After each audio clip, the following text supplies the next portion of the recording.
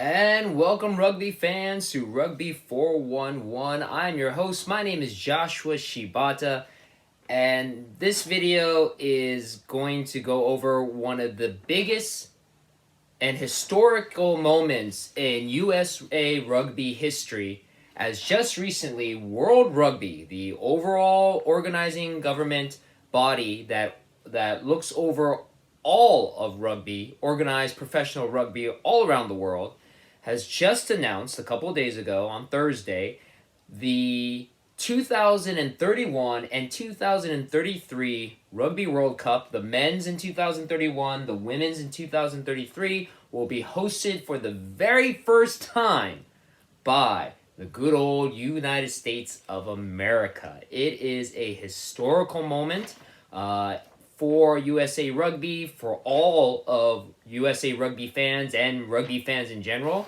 because this news can only be good news for everybody, and I'll go more into details of that. And we're going to talk about it because it is a huge, huge moment.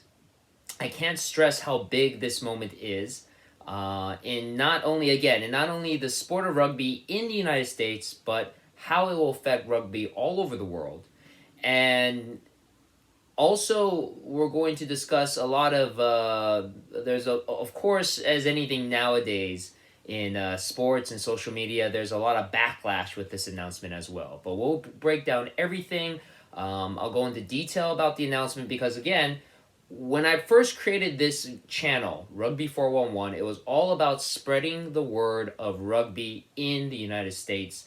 And this was the worst kept secret in all of world rugby, that we kind of had a hint that the United States was going to host a future World Cup for rugby in the future. We just didn't know exactly what years and when, but the fact that it was going to be inevitable, it will happen, made me want to prepare, just like what we're all going to be going through for the next 9 years before 2031, is preparing the arrival of rugby in the United States. Because even though there is rugby now, once the World Cup hits, that is when rugby will truly have arrived in the country, and it's best for everybody to get ready and embrace it. And if you want to be in on the ground level 9 years ahead of time, now is the time to get into rugby. And again, I'm going to explain all about the details. We're going to go over the goods, the bads, the questions about what's going to happen over the next 9 years,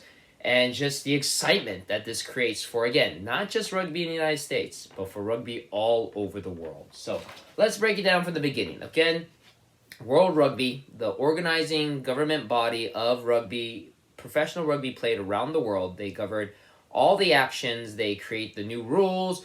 They put into effect sanctioning tournaments and sanctioning, obviously, the location of Rugby World Cup. And again, if you don't know exactly what a World Cup is, a World Cup, very much similar to soccer's or international football's World Cup, is a huge international tournament where the best of the best all over the world compete to crown a champion. It happens just like the Olympics every 4 years. The last one happened just recently in 2019 in Japan, right before the pandemic, where South Africa won their record third World Cup. And now the next World Cup, again, is going to be 4 years, is going to happen next year, 2023, in France for the very first time. Also, World Rugby mentioned they made the announcement as the golden decade of rugby because they made the announcement for the next 10 years of Rugby World Cup sites.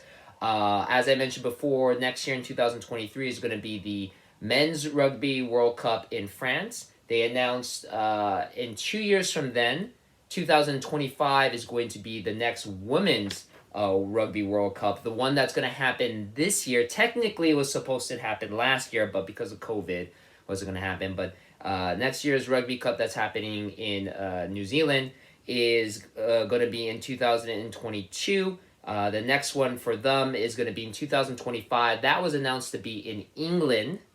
And then 2027 Men's Rugby World Cup and the 2029 Women's World Cup following that will both take place in Australia. And then in similar fashion, 2031 Men's, 2033 Women's is going to happen in the United States, which again is huge because not only is it the very first time that there's a Men's World Cup, but also the very first time that a Women's World Cup is happening. And because they're so close together, the hopefully the buzz from the Men's World Cup will rub off onto the Women's World Cup, and it will be huge again for the sport of rugby in general, not only in the United States but around the world. So with this announcement, again, huge announcement. There's been a lot of backlash over what's going on. I'll go into details exactly what the World Cup and how the logistics of it going to happen as we go over kind of what the naysayers, because the naysayers are kind of picking holes on how exactly the United States is going to host a Rugby World Cup. First of all, the question is the venues. Obviously, the United States does not have many actual stadiums built specifically for rugby. We only have two of them. One of them is in Glendale, Colorado, Infinity Park. The other one recently built was in Houston, Aviva Stadium, where the Houston SaberCats, the Major League Rugby team, plays. Both of them, unfortunately, are very small stadiums. Houston's Aviva Stadium only holds 4,000 people. Infinity Park in Colorado holds 5. In the USA Rugby's bid to host the World Cup, they've been very ambitious, and they kind of made the guarantee that every World Cup game is going to have at least 50,000 tickets sold, which obviously means that Houston, Colorado, those stadiums in specific may not be hosting Rugby World Cup games unless they are expanded. And they have 9 years to do it, so there could be renovations going on to expand those stadiums. So where do we get these venues? Well, obvious choices are football stadiums. Those are the biggest stadiums in the United States. And now with the announcement that I'm saying football stadiums will host the Rugby World Cup games, a lot of purists are groaning because a football field is not the same size as a rugby pitch. Lengthwise is the same. 100 yards of a football field is almost equivalent to 100 meters of a rugby pitch. It's the width where there's an issue. A football field is only half the width of a rugby field. A rugby field is much, much wider. Now, to be honest, that's almost kind of a slight variable because, as evident, a lot of Major League Rugby teams play in football stadiums. LA Guillotines play in the Coliseum. The New York Rugby New York plays on Hoboken Field, which is a football stadium for a high school. So lots of teams play on traditional football fields. Or in the case of Choctaw Stadium in Dallas for the Dallas Jackals, it's a baseball stadium, just converted size-wise for a rugby pitch.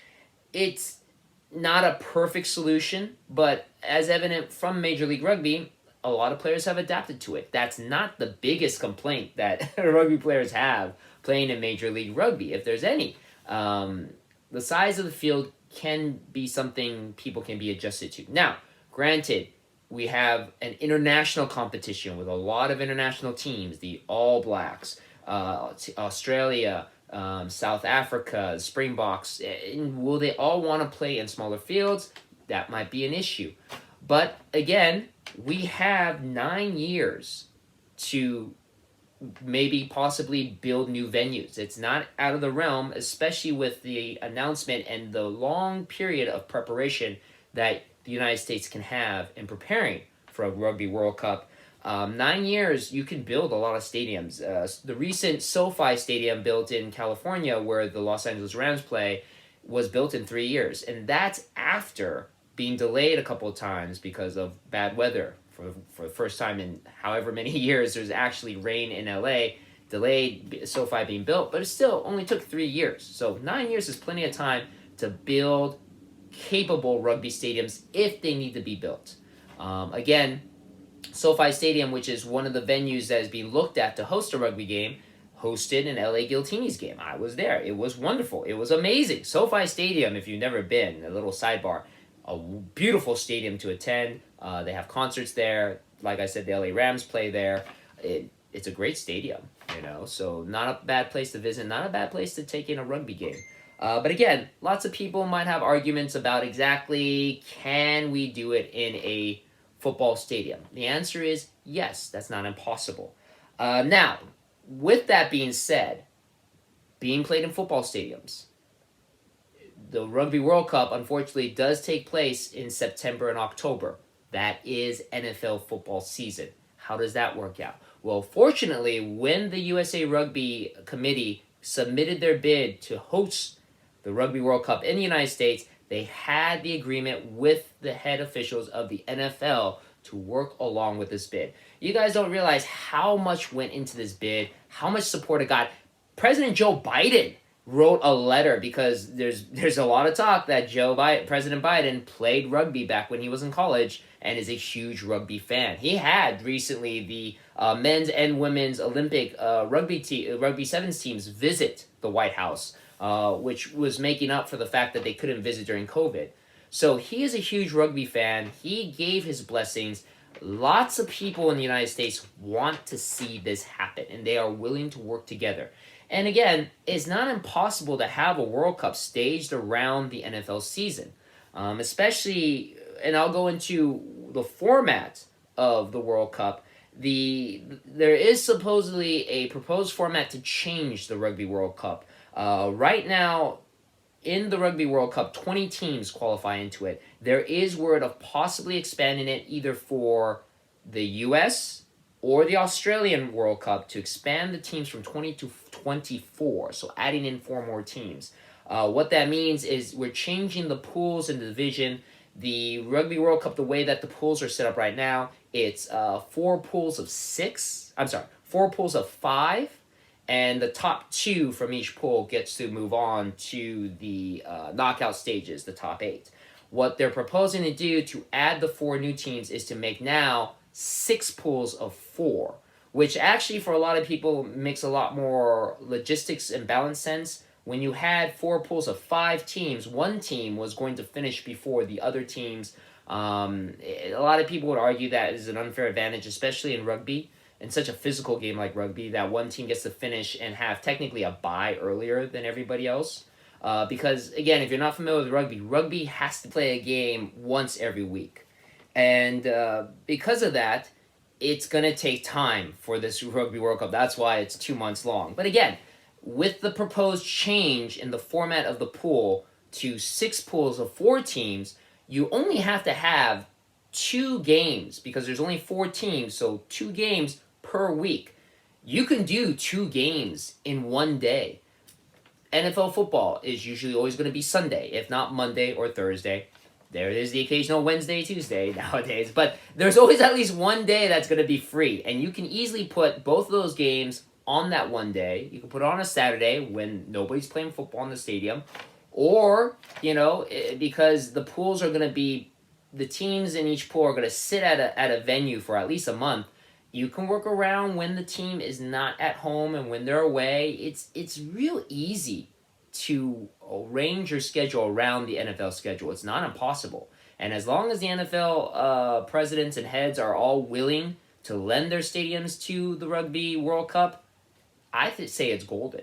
So with that being said, we're going to also go into all the cities. So if you're interested in catching the Rugby World Cup in 9 years, here are the cities that are potentially being looked at to host a Rugby World Cup. Hopefully one of those cities are in your area. I'm going to put the list up here, and I'll read it off real quick. Again, these are all obvious choices, cities in huge, major media markets. We have Atlanta, Georgia. We have Austin, Texas, Baltimore, Maryland, Birmingham, Alabama, Boston, Massachusetts, Charlotte, North Carolina, Chicago, Illinois, Dallas, Texas, Denver, Colorado, Glendale, Arizona, Houston, Texas, Kansas City, Missouri, Los Angeles, California, Miami, Florida, Minnesota, Minneapolis, Minneapolis,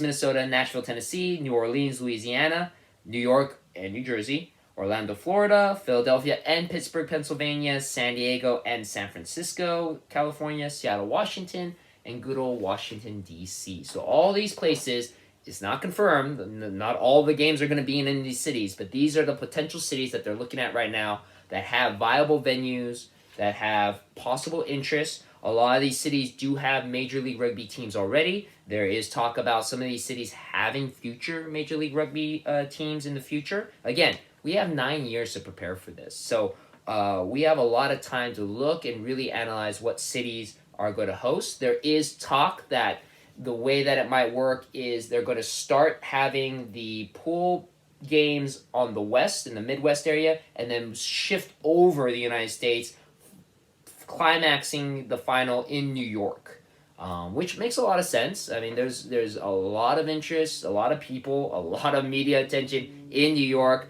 A lot of travelers and tourists like to visit New York. So that's a very viable area to have the final, or have the final in LA. It could start the opposite direction. Both of those ideas are potential and very viable ideas. Now, the biggest concern, obviously, with LA hosting a World Cup is the lack of interest. I know, right now, rugby is still not nearly as popular. It's rising. It's definitely rising. You have Major League Rugby almost finished with their 5th year in existence. You have the rise of college rugby now. You have high school rugby being a focus on. You have institutions and platforms like the Rugby Network. Again, World Rugby, Rugby Sevens. You have Peacock app that's showing Rugby Sevens, that's showing international rugby. You have a lot of focus now and a lot of access in the United States to watch rugby. The MLR draft that's now catering to college rugby players to make that jump to the professional level and have fans watch that development. You are starting to see the growth of a sport in the United States. So even though the interest isn't there yet, it is growing. And the main ingredient, I feel, for any sport to grow in the United States is to have a huge international competition. Look no further than the World Cup in soccer. And I've made this comment before in another video. It is the biggest reason why the United States should have a World Cup. And it's also the biggest reason why the World Rugby Organization wants to have a cup in the United States. As crazy as it may sound, and I was alive during this time, kind of showing my age, but I remember it. In 1994, the United States hosted their very first soccer World Cup, and to this day, it is still the most attended World Cup in the history. Think about that. In the history of soccer World Cups. Soccer before 1994 was not a sport in the United States. Again, I grew up here. I lived through it. Very few of my friends were playing soccer before 94. Most of my friends were playing football, baseball, basketball. Very little hockey. Soccer was not a sport. 1994 popped up.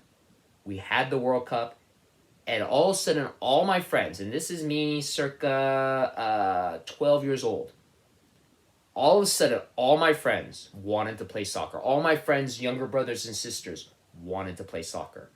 Soccer became huge. When the women's USA soccer team competed on the world stage themselves, that drew the interest of all the girl athletes, the female athletes, to participate in soccer, and it started the boom of women's soccer in the United States.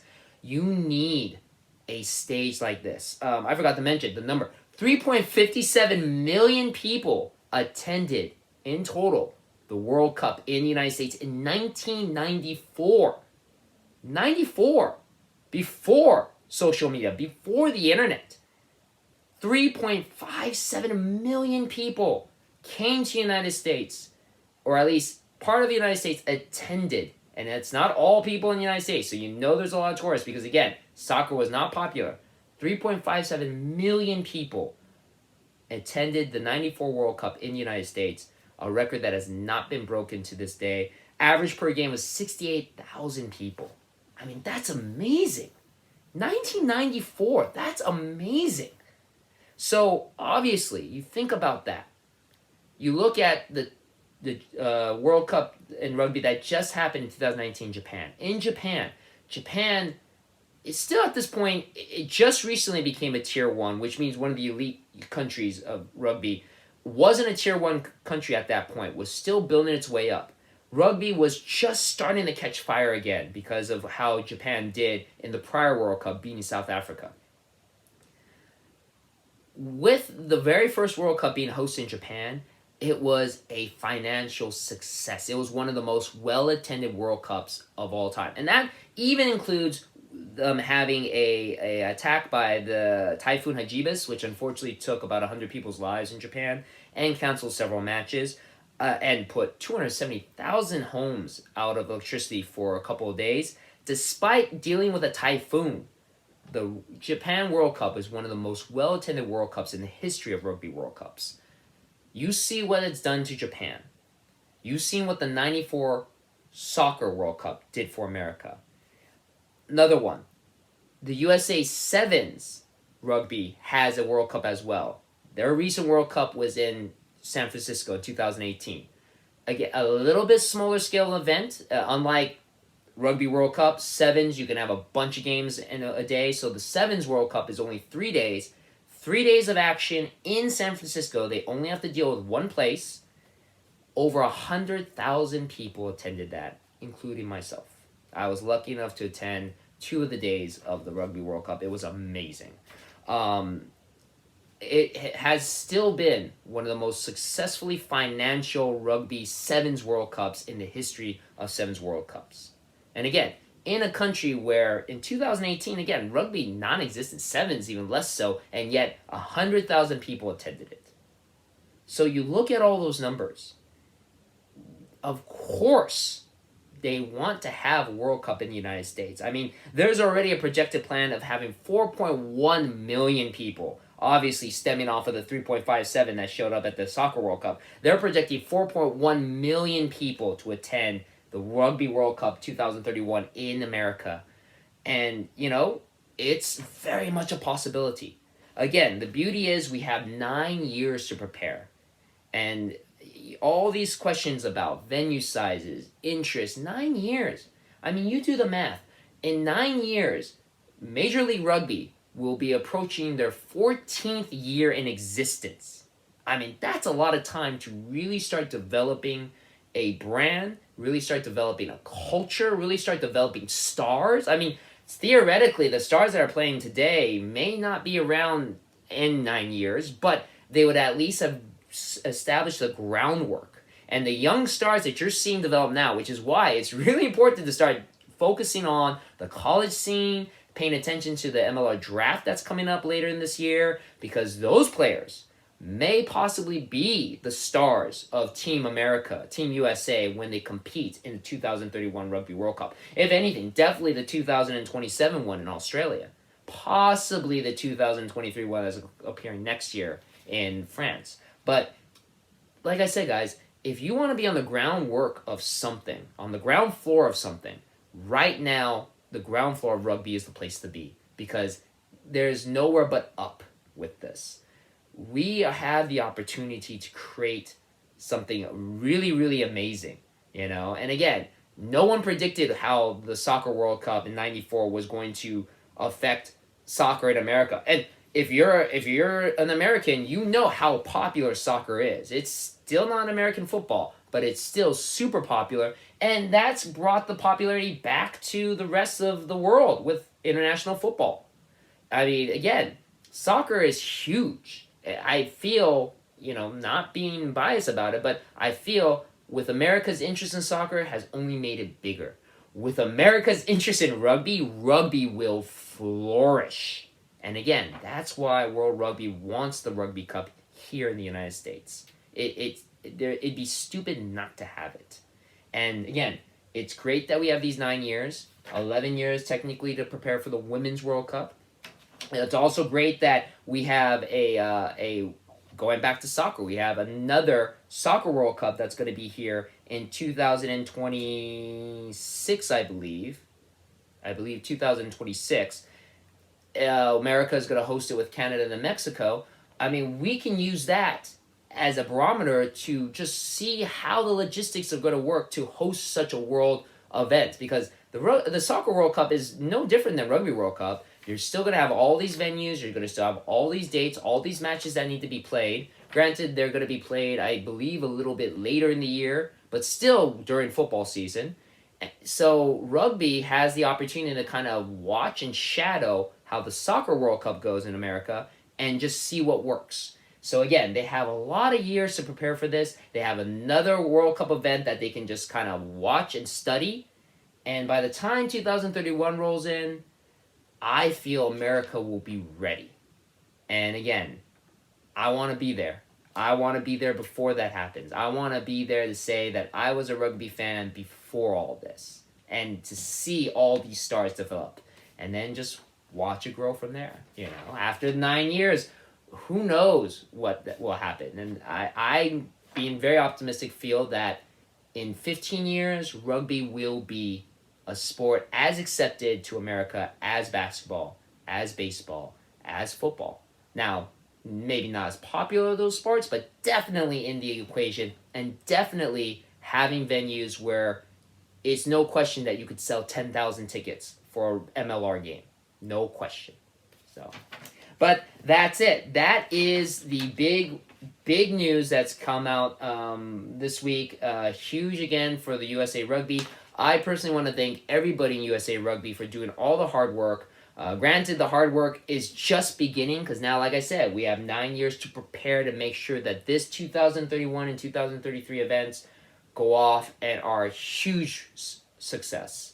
And that means you have to prepare the fans. You have to get them ready. You have to get them prepared. You can't just let them get interested in 2031. You have to get them interested now, in a couple years, 2027, 8, 9, and then boom, 2031. So they get excited. And that's what this channel is all about. That's what I'm trying to get this channel, so that everybody will get ready and get interested and see what the love is all about for one of the greatest sports in the world, rugby. So that is our announcement. Hopefully my talk about it has answered a lot of questions, have piqued some interest. Of course, stick to my channel, subscribe, please, if you can, to Rugby 411 for more information as it develops. Again, we have 9 years of seeing how this grows, how this changes. The venues get picked, maybe new stadiums, like I said, get made. Who's playing on this team? Again, the people that are playing in the 2031 Rugby World Cup, some of them may not even be playing rugby right now, you know? So we'll be following that as well. So again, thank you very much for watching my video. Hope you enjoyed it, and I'll see you on the pitch.